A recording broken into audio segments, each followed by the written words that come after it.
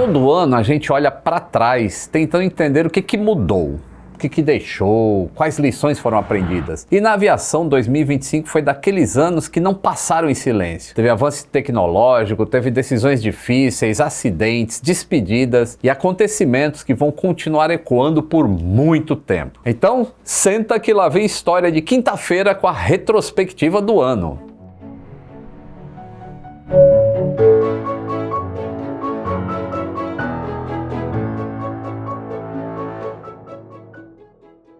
Saudações aeronáuticas, tudo bem com vocês?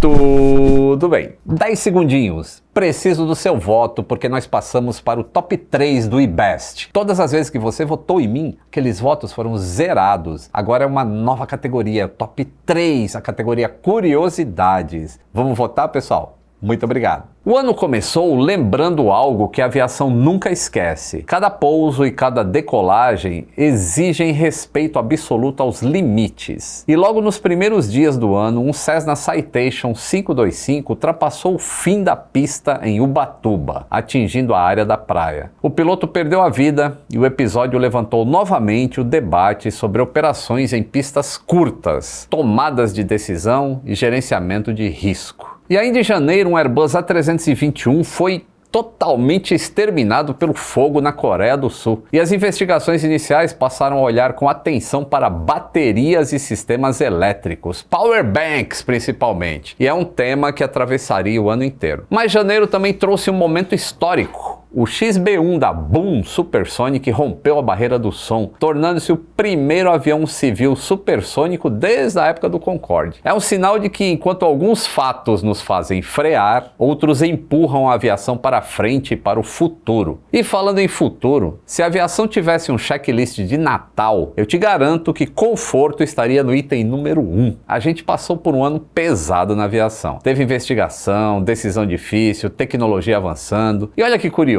Na aviação, tudo funciona melhor quando não aperta muito, não incomoda e não distrai. Eu passei 2025 inteiro gravando, viajando, passando calor em pátio, frio em aeroporto, horas sentado escrevendo. E teve uma coisa que não me deu dor de cabeça nenhuma: a roupa que eu estava usando. A Insider meio que virou o meu equipamento padrão, igual aquele item que você confia e não quer trocar. Não esquenta, não aperta, na verdade simplesmente funciona. E quando as coisas simplesmente funcionam, você esquece que ela está ali. E isso é o melhor elogio possível. E hoje é Natal, pessoal. E se você não deu um Insider de presente, que a pessoa realmente vai usar o ano inteiro, você errou feio, errou rude. Mas dá tempo ainda de corrigirem antes que o ano acabe. Então use o cupom LITO, que dá para garantir até 30% off somando os descontos lá do site. Eu uso, eu recomendo e eu vou seguir usando em 2026. E como eu te quero bem, eu recomendo para você também.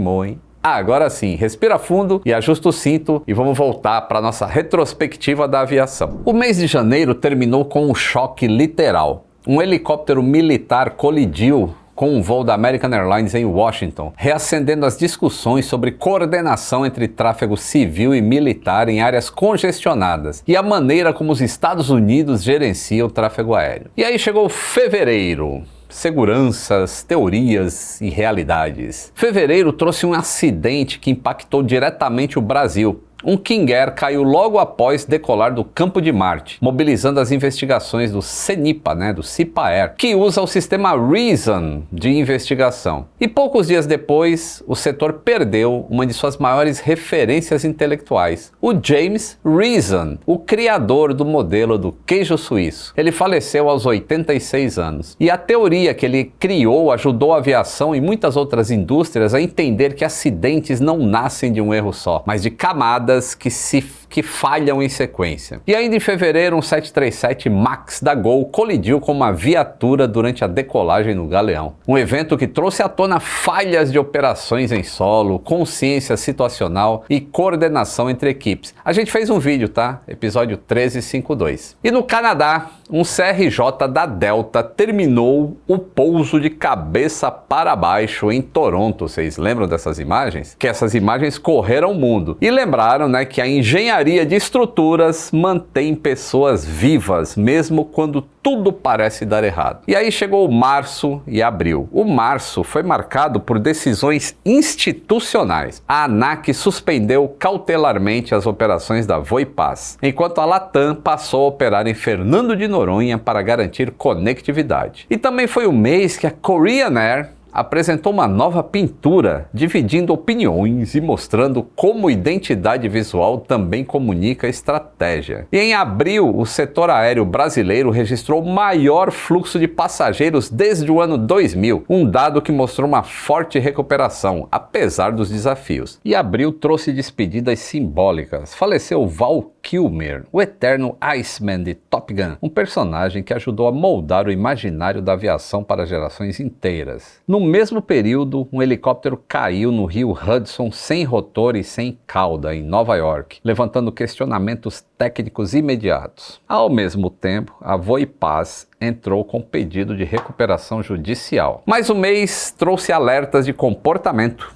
Uma passageira tentou acessar a cabine de um Boeing 787 em Guarulhos, sendo contida. E este evento trouxe aí as discussões sobre os passageiros indisciplinados em voos e aeroportos. Maio foi um mês pesado para as finanças do setor. A Gol teve o plano de recuperação aprovado, enquanto a Azul entrou com pedido de Chapter 11, proteção. E são decisões duras, mas necessárias para garantir a continuidade operacional. E no meio disso tudo, um episódio chamou a atenção. Influenciadores invadiram a área operacional lá do Galeão, caminhando até a pista, e filmaram ainda. Um caso que virou exemplo claro do que acontece quando a busca por engajamento ignora regras básicas de segurança. E o mês terminou com uma decisão dura. Por falta de segurança, todos os voos dos Correios foram suspensos. Junho começou com a liberação dos voos dos Correios, após promessas de reforço na inspeção. E em junho, a Gol saiu oficialmente da recuperação judicial, enquanto a ANAC cassava em definitivo o certificado da Voipaz, encerrando um capítulo delicado da aviação regional brasileira. E no cenário internacional, um choque profundo.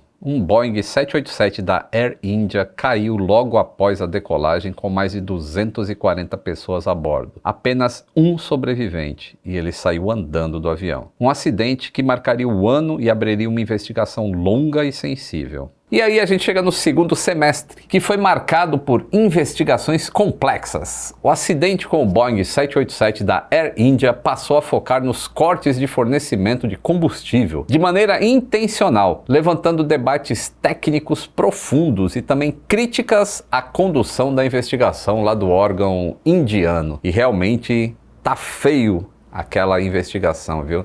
Os caras estão fazendo quase tudo errado. Um homem invadiu o aeroporto na Itália e foi sugado pelo motor de um A319. Um evento que escancarou a importância da segurança em volta dos aeroportos. Agosto foi o mês de despedidas. Faleceu Jim Lovell, que era o comandante da Apollo 13, um nome ligado à gestão de crises e tomadas de decisão sob pressão. São lições que dialogam diretamente com a aviação. E perdemos também Iris Lettieri, vocês lembram dela? Aos 84 anos. Ela era a voz lá do aeroporto do Galeão. Sabe aquela voz do alto-falante que chama os voos? Pois é, era da Iris Lettieri. Também em setembro, a Latam anunciou encomendas do Embraer E2, um anúncio que pegou o mercado de surpresa. E vamos chegando ao final do ano, de outubro até dezembro. No fim do ano, a indústria mostrou para onde ela caminhava. O Airbus A320 superou o Boeing 737 como o avião mais vendido da história, marcando uma virada de longas décadas. E a Rússia admitiu ter derrubado aquele Embraer lá no Cazaquistão.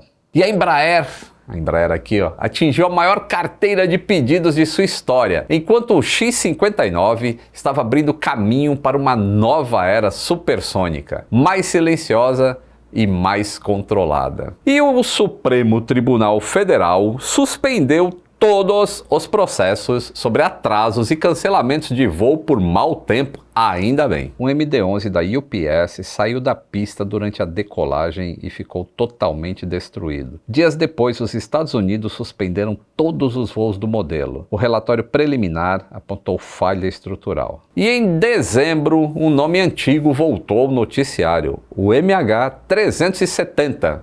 Que número é esse? É aquele avião da Malásia. E as buscas por esse avião serão retomadas, ou foram retomadas, mostrando que algumas histórias da aviação se recusam a terminar sem respostas. E a Airbus, que orientou o downgrade dos sistemas de um de seus computadores por risco de interferência solar.